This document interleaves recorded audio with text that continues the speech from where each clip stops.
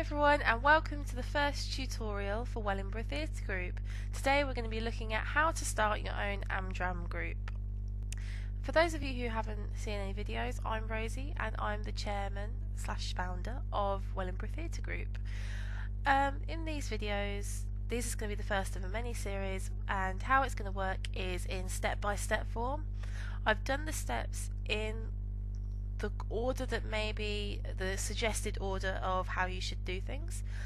I do have a cold, so bear that in mind. Okay, so step 1 is get yourself a team together. I wouldn't suggest doing this by yourself, purely because it's a lot of work, and you do need quite a lot of motivation to keep going. When you first put yourself out there and maybe for a month you won't hear any interest, it can be just really easy to throw in the towel if you don't have other people there with you. So my suggested team initially are made up of 3 people, and that is yourself as the chair, have a second in command, so a vice chair, and have a treasurer.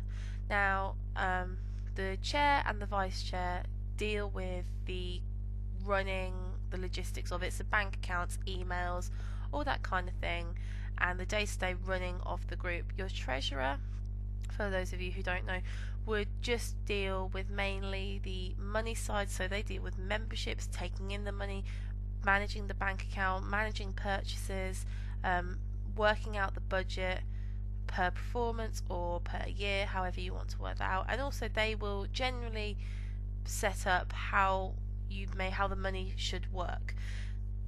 The kind of people you should do, obviously it's great to have friends, but also you have to look into certain characteristics.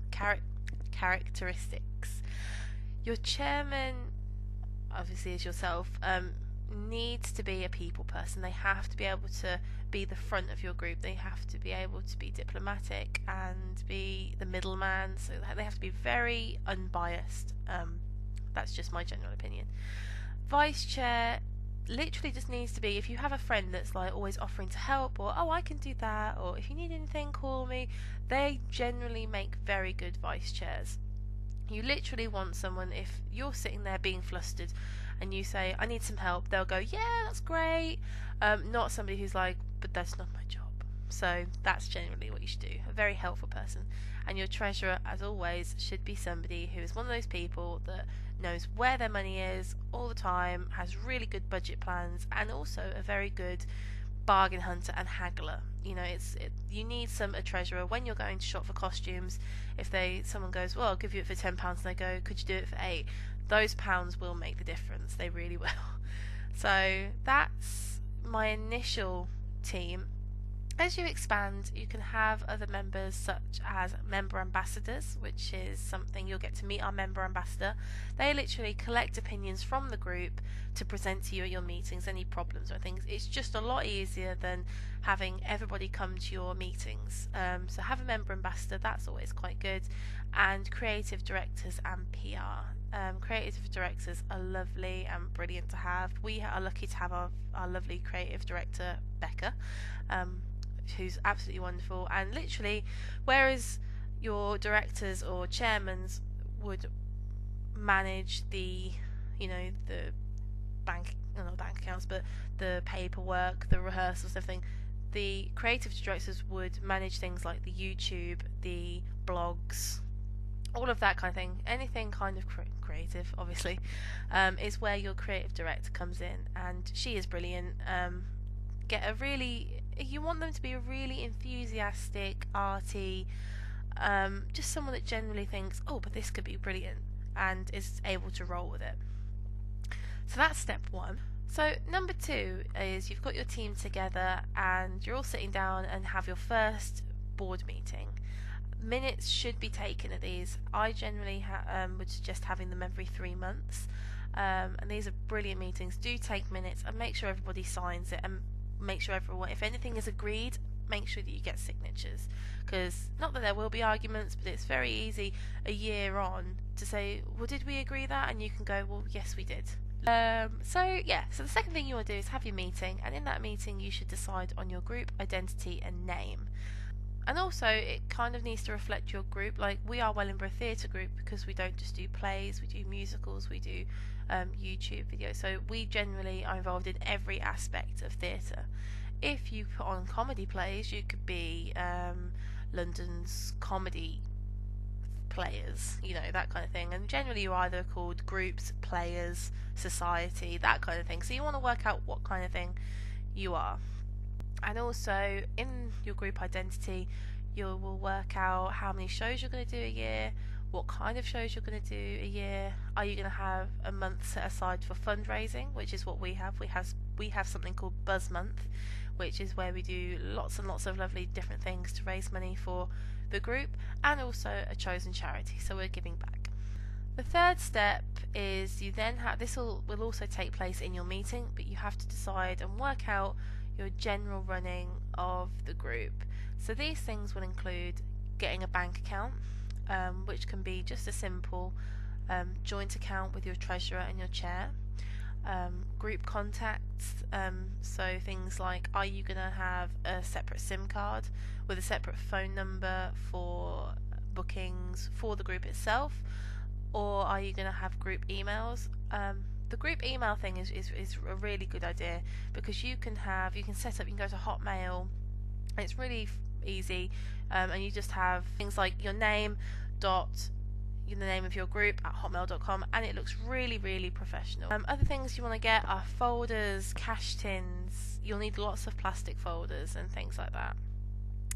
So that's generally the third step, is bringing all the little bits and the administrative bits together.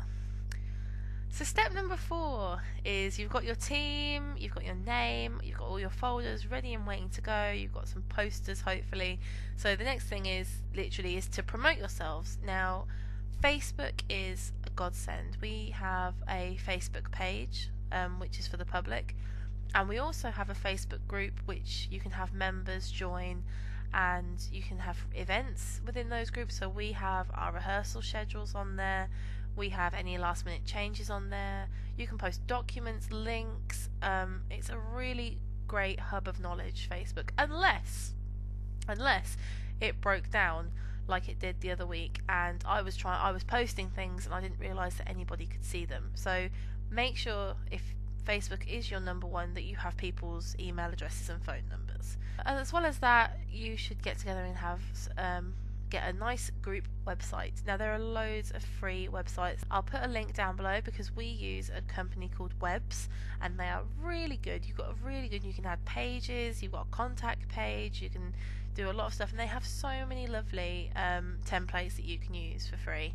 And our address is www.wellingboroughtheatregroup.webs.com, so it's very easy. I'll post you a link to Webs and also to our website, so you can just look at the kind of thing we've created. Posters as well, you want to just have, I would have an A4. A general recruitment poster is really good, and just get that out everywhere.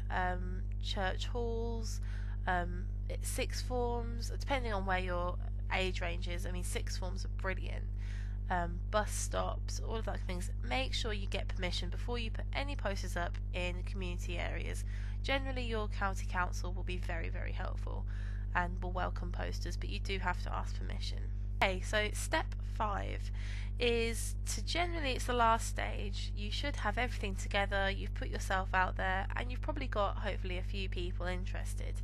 Now, what I do before you jump right in and have a play is to run a series of workshops, which just gets everybody together. It kind of tests your feet out into how you want the group to run. We did the 4-week workshop where we did dance, drama and acting, and there are some absolutely brilliant things that you can do, and I will post a separate video on how to run a good workshop. And these workshops are just while you're bringing in new people, and it's a great way of advertising yourself, saying come to the workshop, and then they'll go out and say, well, I went to this workshop and it was really good. So that's generally a really good thing. But as a group, you get a kind of like a practice into managing the money, so managing in your membership fees, managing your attendance records, and just seeing how you work with people. I really hope you found this tutorial interesting and useful. So thank you very much, and see you soon.